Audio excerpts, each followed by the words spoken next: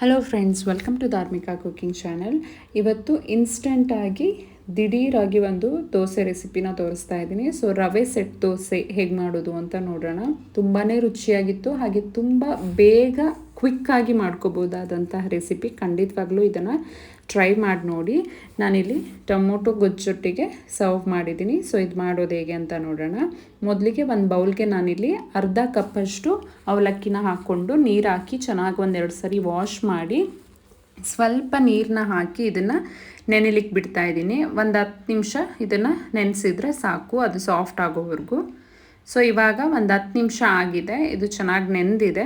ಇವಾಗ ಇದಕ್ಕೆ 1 ಕಪ್ ಆಗೋಷ್ಟು ರವೆನ ಹಾಕ್ಕೊತಾ ಇದ್ದೀನಿ, ಸಣ್ಣ ರವೆನ ಹಾಕ್ಕೊತಾ ಇದ್ದೀನಿ. ಇದಕ್ಕೆ 1/4 ಕಪ್ಪಷ್ಟು ಮೊಸರು ಹಾಗೆ 1/4 ಕಪ್ಪಷ್ಟು ನೀರನ್ನ ಆ್ಯಡ್ ಮಾಡ್ಕೊತಾ ಇದ್ದೀನಿ. ಆ್ಯಡ್ ಮಾಡಿಕೊಂಡು ಇದನ್ನು ಚೆನ್ನಾಗಿ ಮಿಕ್ಸ್ ಮಾಡ್ಕೋಬೇಕು. ಇನ್ ಕೇಸ್ ನಿಮಗೆ ನೀರು ಇನ್ನೂ ಸ್ವಲ್ಪ ಬೇಕು ಅಂತ ಅಂದರೆ ಆ್ಯಡ್ ಮಾಡ್ಕೊಂಡು ಮಿಕ್ಸ್ ಮಾಡ್ಕೊಳ್ಳಿ. ಸೊ ಇದನ್ನು ಚೆನ್ನಾಗಿ ಮಿಕ್ಸ್ ಮಾಡಿಕೊಂಡು ಇದನ್ನು ನೆನೆಲಿಕ್ಕೆ ಒಂದು 10 ನಿಮಿಷ ಬಿಟ್ಬಿಡೋಣ.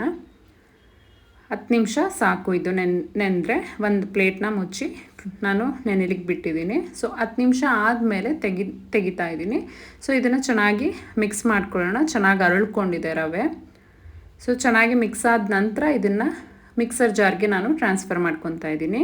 ಕಂಪ್ಲೀಟ್ ಎಲ್ಲದನ್ನು ಸಹ ನಾನು ಜಾರ್ಗೆ ಹಾಕ್ಕೊತಾ ಇದ್ದೀನಿ.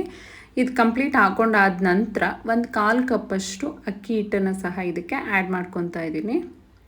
ಹಾಕ್ಕೊಂಡು ಸ್ವಲ್ಪ ನೀರನ್ನ ಆ್ಯಡ್ ಮಾಡಿಕೊಂಡು ಸಣ್ಣದಾಗಿ ರುಬ್ಕೋಬೇಕು.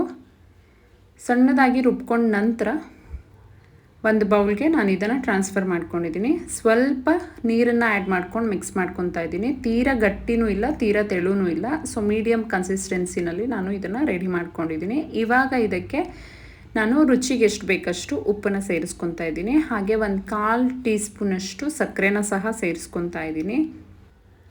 ನಂತರ 1/4 ಟೀ ಸ್ಪೂನಷ್ಟು ಸೋಡಾನ ಸಹ ಹಾಕ್ಕೊತಾ ಇದ್ದೀನಿ. ಇದನ್ನು ಹಾಕಿ ಚೆನ್ನಾಗಿ ಮಿಕ್ಸ್ ಮಾಡ್ಕೋಬೇಕು. ಸೊ ಇದು ಮಿಕ್ಸ್ ಮಾಡಿದರೆ ಬ್ಯಾಟರ್ ರೆಡಿ ಆಗುತ್ತೆ. ಸೊ ನೆಕ್ಸ್ಟು ಇದು ಬ್ಯಾಟರ್ ರೆಡಿ ಆದ ನಂತರ ನಾನು ತವೆನ ಕಾಯಲಿಕ್ಕೆ ಇಟ್ಟಿದ್ದೆ. ಸೊ ಇವಾಗ ಇದನ್ನು ಹಾಕ್ಕೊಳ್ಳೋಣ. ಸೊ ನಿಮಗೆ ಎಷ್ಟು ತಿಕ್ಕಾಗಿ ಬೇಕು ದೋಸೆ ಅಷ್ಟು ತಿಕ್ಕಾಗಿ ಹಾಕ್ಕೋಬೋದು. ನಾನು ತುಂಬ ತಿಕ್ಕಾಗಿ ಹಾಕ್ಕೊಂಡಿಲ್ಲ ಇಲ್ಲಿ. ಸೊ ಸೆಟ್ ದೋಸೆ ಅಂದರೆ ಸ್ವಲ್ಪ ದಪ್ಪನೇ ಇರುತ್ತೆ. ಸೊ ನಿಮಗೆ ಎಷ್ಟು ನೋಡಿಕೊಂಡು ಹಾಕ್ಕೊಳ್ಳಿ.